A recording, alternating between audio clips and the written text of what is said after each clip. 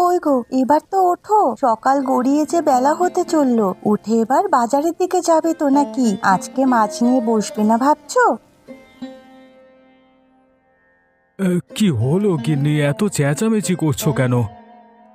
বলছি আজকে কি মাছ ধরতে যাবে না? আজকে তো বাইরে এত বৃষ্টি পড়ছে, তাই ভাবলাম যে আজকে আর মাছ ধরে বিক্রি করতে যাব না। আজকে একটু ঘরে বসে বউয়ের আদর আর খিচুড়ি খাবো। কি যে বলো না তুমি! আর কাজ থেকে বাড়িতে এসেও খেতে পারবে, কিন্তু একদিন কাজে না গেলে আমাদের আয় কি করে হবে? আর আয় না হলে মাসে মাসে বাবাকে টাকা পাঠাবো কি করে? আর আমাদের ভবিষ্যতেরই বা কি হবে? আমি এত প্রশ্নের উত্তর দিতে পারছি না। ঠিক আছে গিন্নি, আমি মাছ ধরে বিক্রি করতে যাচ্ছি, কিন্তু তোমাকে আজকে খিচুড়ি রান্না করতে হবে আমার জন্য, বলে দিলাম। ঠিক আছে, তোমার জন্য আজ খিচুড়ি রান্না করব। তবে তুমি বাজার থেকে আসার সময় একটা ইলিশ মাছ নিয়ে এসো। খিচুড়ি দিয়ে খেতে বেশ মজা লাগবে। ঠিক আছে, আমার গিন্নি যখন বলেছে সেটা তো আনতেই হবে। ঠিক আছে, তুমি এবার মাছ ধরতে যাও, আর সাবধানে যেও কিন্তু। কই গো, কোথায় গেলে? রান্নাঘরে এসে তাড়াতাড়ি খেয়ে নাও, আবার মাঠে যাবে তো। হ্যাঁ গো গিন্নি, তাড়াতাড়ি খেতে দাও, নইলে আবার মাঠে যাওয়ার জন্য দেরি হয়ে যাবে। এই নাও তোমার খাবার, আর তাড়াতাড়ি খেয়ে মাঠে যাও।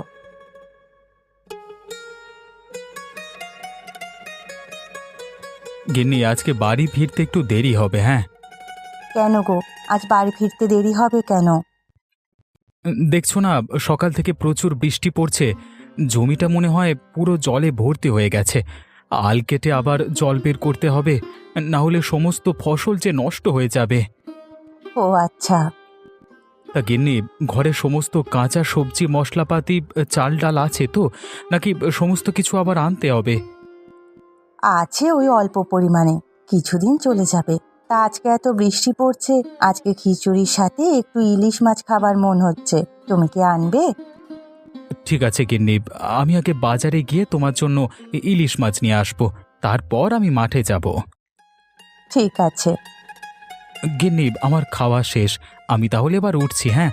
আর তুমি আমাকে ছাতাটা দাও।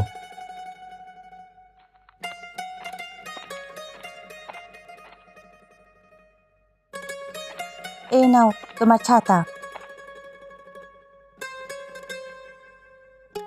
আর সাবধানে যেও কিন্তু, বাইরে প্রচুর বৃষ্টি হচ্ছে, অনেক কাদা আর পিছল। হ্যাঁ গো, আমি সাবধানেই যাব, তুমি অত চিন্তা করো না।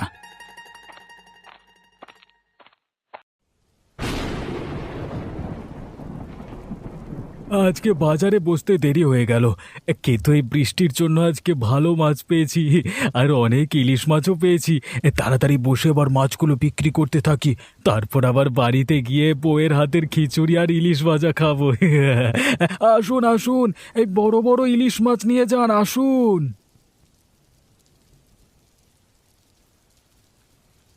তা শুভজিৎ, বলো, ইলিশ মাছ কত করে দিচ্ছ আজকে? আরে তুমি আজকে আমার দোকানে আর ইলিশ মাছ নিতে এসেছো এই বৃষ্টির দিনে? খিচুড়ি আর ইলিশ মাছ ভাজা খাবে নাকি, হ্যাঁ? হ্যাঁ গো, আমার গিন্নি খেতে চেয়েছে, তাই তো আনতে এলাম এই বৃষ্টির মধ্যে। আমারও তো গিন্নি ইলিশ মাছ খাবে বলেই এই বৃষ্টির মধ্যে আমাকে মাছ ধরতে পাঠালো। আর আমিও ভাবলাম যে যখন এসেই পড়েছি একবার, তা মাছ বিক্রি করে যাব বাড়ি। তা তোমার থেকে কি আর ইলিশের দাম নেব বলো? তুমি তো নিজের লোক, তোমার থেকে দাম নিতে পারি। কেন? কেন নেবে না কেন? সম্পর্ক সম্পর্কের জায়গায়। এখন তুমি ব্যবসায়ী আর আমি ক্রেতা, বুঝলে? তা বলো, কত করে দিচ্ছ ইলিশ মাছ? ওই তো 50 টাকা কেজি। ঠিক আছে, তাহলে আমাকে 1 কেজি ইলিশ মাছ দিয়ে দাও। আর এই নাও তোমার 50 টাকা।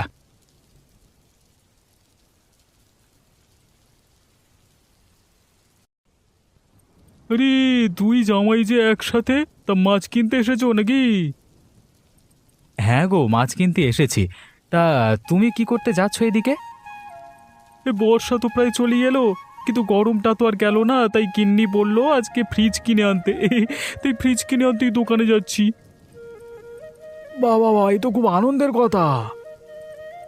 ঠিক আছে, আমি এখন যাচ্ছি, হ্যাঁ, না হলে আবার বাড়ি ফিরতে দেরি হয়ে যাবে। ঠিক আছে, যাও। আর আমিও বাড়ির দিকেই যাই। ওদিকে এত বৃষ্টি পড়ছে, চাষের জমিটার কি অবস্থা দেখে আসি। ঠিক আছে, ঠিক আছে, তোমরা যাও যাও যাও, হ্যাঁ।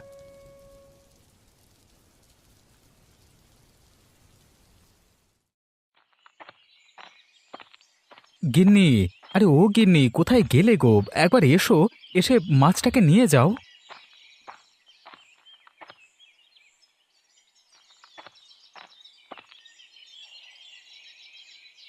কি হলো গো?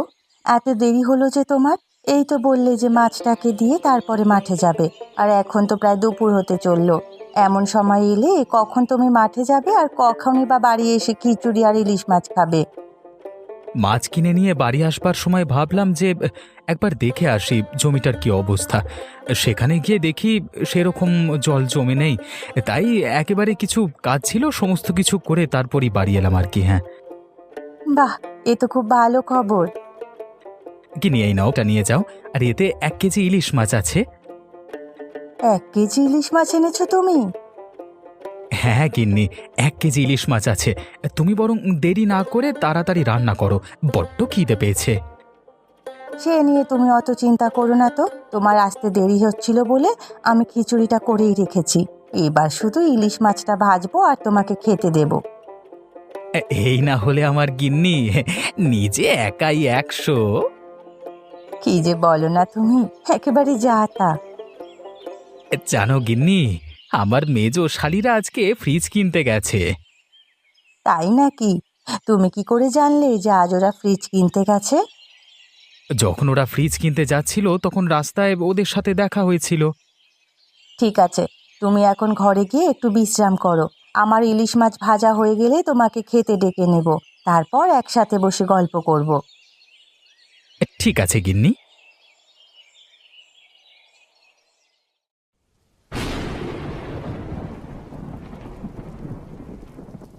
গিন্নি, আরে ও গিন্নি, কোথায় গেলে গো? আমি চলে এসেছি।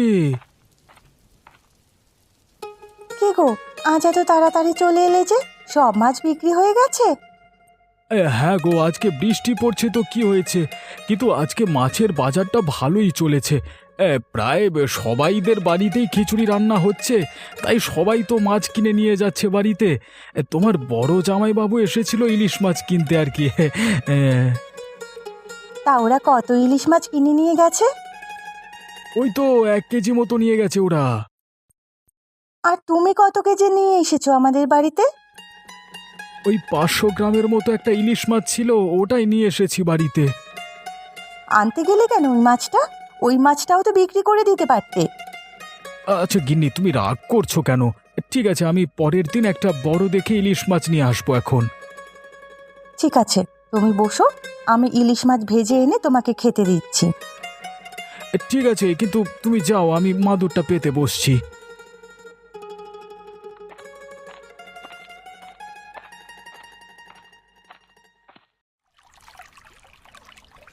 শুনলাম নাকি তোর বর আজকে 1 কেজি ইলিশ মাছ নিয়ে গেছে? হ্যাঁ, নিয়ে গেছে তো। কেন, তোরা খাসনি ইলিশ মাছ?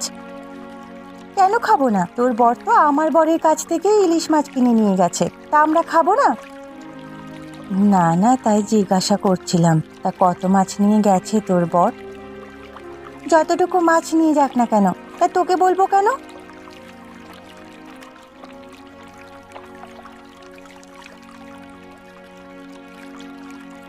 আরে দিদি বোন, তোরা এখানে এই সময় জল আনতে এসেছিস? আর তোরা কি ব্যাপারে কথা বলছিলিস? না না, সেই রকম কিছু নয়। তা শুনলাম নাকি তোদের আজ ফ্রিজ কিনেছে? হ্যাঁ কিনেছে। তো ফ্রিজ তো আমার বর যা বড় লোক, এখনই চাইলে এখনই কিনে নিতে পারে, কিন্তু তোদের মতো অমন ভিখারি নয় যে একটা জিনিস কেনার আগে 10 বার ভাববো। বোন, তুই এভাবে বলবি না। তোর বর বড়লোক বলে আমাদের স্বামীদেরকে তুই অপমান করছিস। অপমানটাই বললাম কোথায় বল? তোদের তো এখন রাগ হবে। আমি জানি আমরা ফ্রিজ কিনেছি, তো তোরা এখন দেখবি আর জ্বলবি। তোরা তো ফ্রিজ কিনতে পারবি না, বরং আমাদের বাড়িতে গিয়ে একবার দেখেই আসিস, তোদের ফ্রিজ দেখার স্বাদটা মিটে যাবে। তোরা ফ্রিজ এনেছিস বলে এখন নিজেকে বড় মনে করছিস, তাই তো? দাঁড়া, আমি আমার স্বামীকে বলে কালকেই ফ্রিজ কিনে নিয়ে আসবো। তখন তুই আমাদের বাড়িতে গিয়ে ফ্রিজ দেখে আসবি। হ্যাঁ হ্যাঁ, যা, কত ফ্রিজ কিনিস আমিও দেখবো। হ্যাঁ হ্যাঁ, দেখাবো। তখন কে দেখে আর জলে আমিও দেখবো।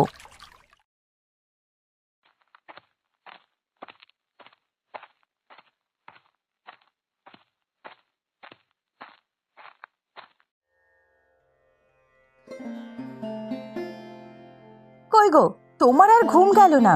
সারাক্ষণ শুধু ঘুম আর ঘুম। কি হলো বলো তো গিন্নি, এত চেঁচামেচি করছো কেন? চেঁচামেচি কি আর সাধে করছি? নিশ্চয়ই কিছু কারণ আছে। কি হয়েছে সেটা তো বলো। আজ আমি যখন জল আনতে গিয়েছিলাম বিকেলে, সেখানে দিদির সাথে দেখা হয়। ওরা ফ্রিজ এনেছে বলে যা নয় তাই করে আমাকে কথা শোনালো। বলেছে নাকি তোরা ভিখারি, তোরা ফ্রিজ কিনতে পারবি না, আমাদের বাড়িতে এসে ফ্রিজ দেখে যাবি। ও, এই ব্যাপার? তাতে কি হয়েছে? ওরা ফ্রিজ কিনেছে, ভালো কথা। ভালো কথা মানে? আমি অত শত জানি না। কালকেই তুমি দোকানে গিয়ে একটা ফ্রিজ কিনে নিয়ে আসবে। তুমি তো জানো আমাদের কেমন অবস্থা, আর বললেই কি আনা যায় নাকি? আমি অত শত কিছু জানি না। আমি যখন একবার বলেছি তোমাকে আনতেই হবে।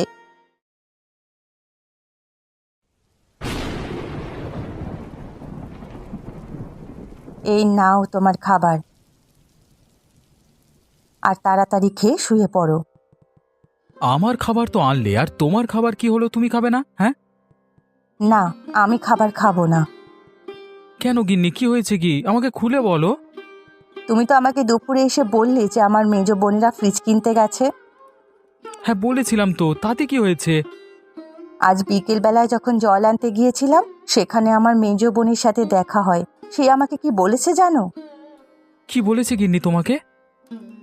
মালতী আমাকে বলেছে আমরা নাকি ভিখিরি, আমাদের ফ্রিজ কেনার মতো টাকা নেই, আমরা একটা জিনিস কেনার আগে 10 বার করে ভাবি। আবার এটাও বলেছে নাকি যে তোদের ফ্রিজ কেনার টাকা নেই, তোরা আমাদের বাড়িতে এসে ফ্রিজ দেখেই ফ্রিজ কেনার স্বাদ পূরণ করে নিবি। হ্যাঁ ঠিকই তো বলেছে তোমার বোন। আমরা গরিব মানুষ, আমরা কি আর ফ্রিজ কিনতে পারি? ওরা যেমন বড় লোক, ওদের প্রচুর পয়সা, আর আজ বললে কালকে কিনে নিতে পারবে, কিন্তু আমরা তো পারবো না। কি ঠিক বলেছে? তুমি কি বলতে চাইছো? আমি অত শত জানি না। কালকেই তুমি দোকানে গিয়ে একটা ফ্রিজের বন্দোবস্ত করবে। কিন্তু আমাদের কাছে তো অত পয়সা নেই যে আমি ফ্রিজ কিনবো। কালকের মধ্যে তুমি যদি ফ্রিজ না আনো, আমিও আর রান্না করতে পারবো না, না খেয়ে শুকিয়ে থাকবে। এ আবার কেমন কথা? ওরা কিনেছে বলেই কি আমাদেরকে কিনতে হবে? হ্যাঁ, কিনতে হবে। অনেক রাত হয়েছে, আমি এখন শুতে যাচ্ছি, আর তুমি চলে এসো।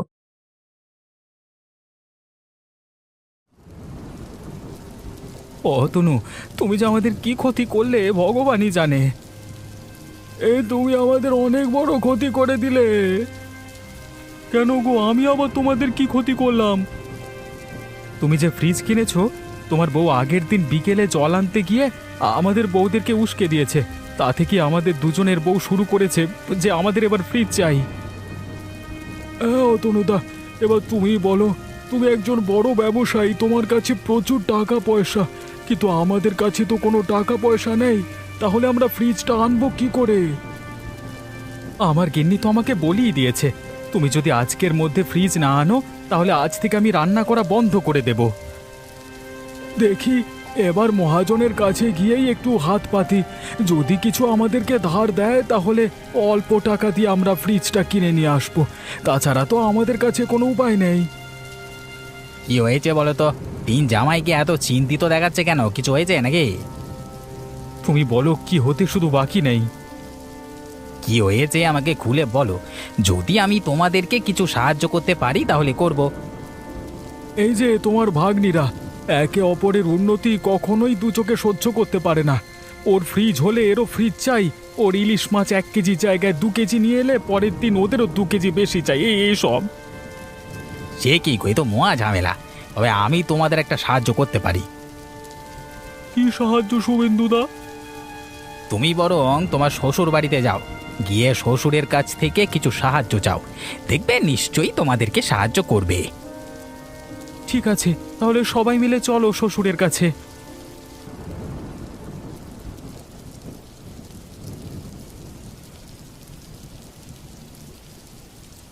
শ্বশুরমশাই, শ্বশুরমশাই কোথায় গেলেন? আপনার সাথে একটু কথা ছিল।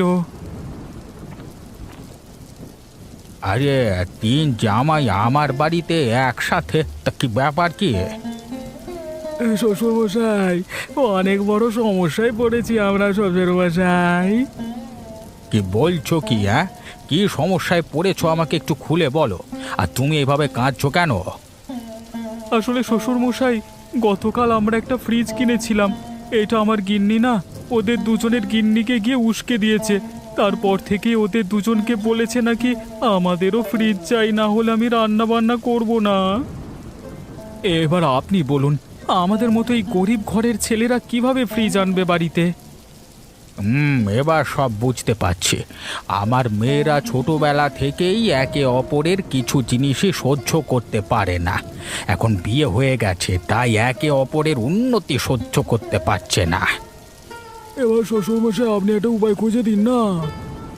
তোমরা এক কাজ করো, তোমরা বাড়িতে যাও এবং একে অপরের বউকে বলো যে অমুকের বউ এত টাকা জমিয়েছে, ওর বউ এত টাকা জমিয়েছে। তাহলে দেখবে ওরা টাকা পয়সা জমানো নিয়ে নিজেদের মধ্যে একটা এই যুদ্ধ শুরু করে দেবে। তখন আর তোমাদের টাকা পয়সা নিয়ে কোনো অভাব হবে না। বাবা, এই তো খুব ভালো বুদ্ধি। এতে আমাদের কোনো টাকা খরচও হবে না এবং ভবিষ্যতের জন্য অনেক টাকা সরিয়েও রাখা হবে। ঠিক আছে বাবা, আজকে গিয়ে আমরা গিন্নিদেরকে এই কথাটা বলবো।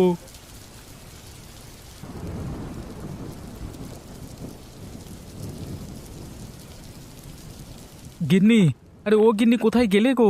আরে একটা খবর শুনে এলাম বাইরে থেকে, যা শুনলে তুমি একেবারে অবাক হয়ে যাবে। কি হয়েছে গো? তুমি এমন করে হাঁপাচ্ছ কেন?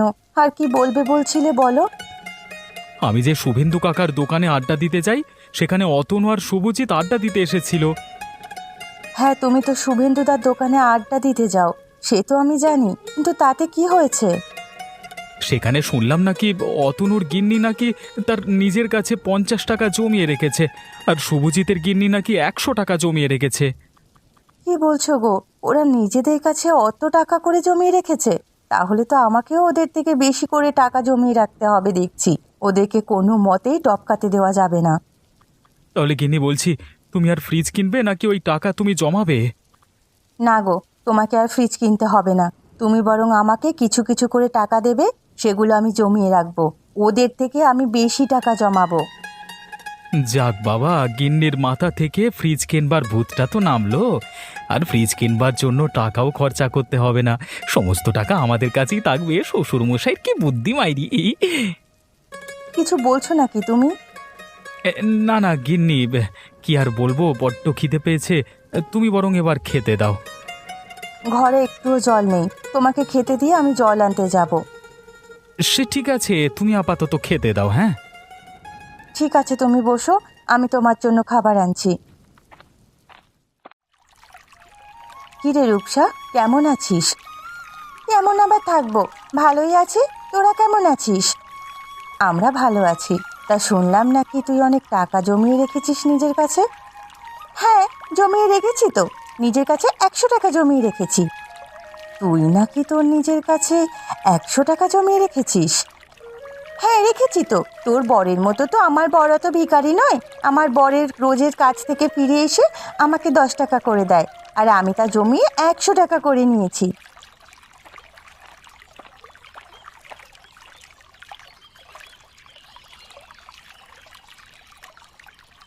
কিরে, তোদের দুজনের মধ্যে কিসের কথাবার্তা হচ্ছে? ওই যে দিদি জিজ্ঞাসা করছে আমার কাছে কত টাকা জমানো আছে, তাই ওকে বলছিলাম আর কি। ওই তো ভিখারি, ওর কাছে তো কিছুই টাকা নেই, তাই জিজ্ঞাসা করছে আমাদেরকে। ওদের কাছে আর কি টাকা থাকবে বল, সব ভিখারির দল। আমার কাছে কত টাকা জমানো আছে জানিস? 200 টাকা। আরে, এই তো দেখছি এদের কাছে অনেক টাকা। তাহলে আমি এতদিন বোকা ছিলাম, একটা টাকাও আমার নিজের কাছে জমাইনি। এদের কাছে তো বললে হবে না যে আমার কাছে 1 টাকাও নেই। এদের থেকে আমি এখন সবাইকে বাড়িয়ে বলি টাকার কথা।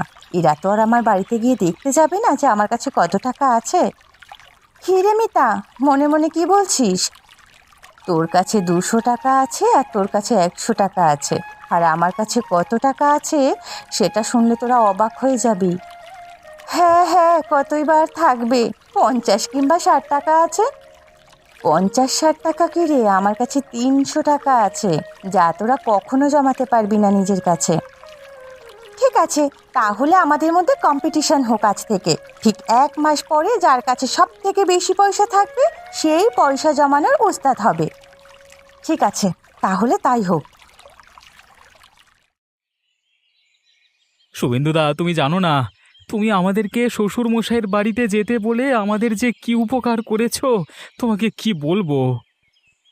তুমি যদি আমাদেরকে শ্বশুর মশাইয়ের বাড়িতে না যেতে বলতে না, তাহলে আজকে বাড়িতে ফ্রিজ আনতেই হতো আমাদের। হ্যাঁ শুভেন্দুদা, আজকে তুমি ছিলে বলেই ওদের ভবিষ্যতের জন্য জমানো টাকা বেঁচে গেল। না হলে তো সেগুলো খরচা হয়ে যেত। কেন রে, তোদের শ্বশুর মশাই তোদেরকে কি বুদ্ধি দিয়েছে যে তোরা এত খুশি হয়েছিস? জানো শুভেন্দুদা, শ্বশুরমশাই বলেছে যে যে যার গিন্নিকে গিয়ে বলতে ওর বউ এত টাকা জমিয়েছে, তার বউ অত টাকা জমিয়েছে, আর তুমি কি টাকা জমালে এই আর কি। ও আচ্ছা, বুঝেছি। এবার শুধু তোমরা মজা নাও আর ওদের খেলা দেখো, টাকা পয়সা জমানোর খেলা, বুঝলে? হ্যাঁ, এখন ওরা টাকা জমাবে আর কোনো টাকা খরচা করবে না, এবং ভবিষ্যতের জন্য টাকা জমানো হয়ে যাবে। ঠিক আছে গো, এবার আমি আসি, হ্যাঁ, নইলে যে সন্ধে হয়ে যাবে, আর ওদিকে গিয়ে দেখি যে গিন্নিটা টাকা পয়সা জমানোর জন্য কি কি করছে। হ্যাঁ হ্যাঁ, তোরা এখন বাড়ি যা, গিয়ে দেখ তোদের ঘিন্নিগুলো সব কি করছে।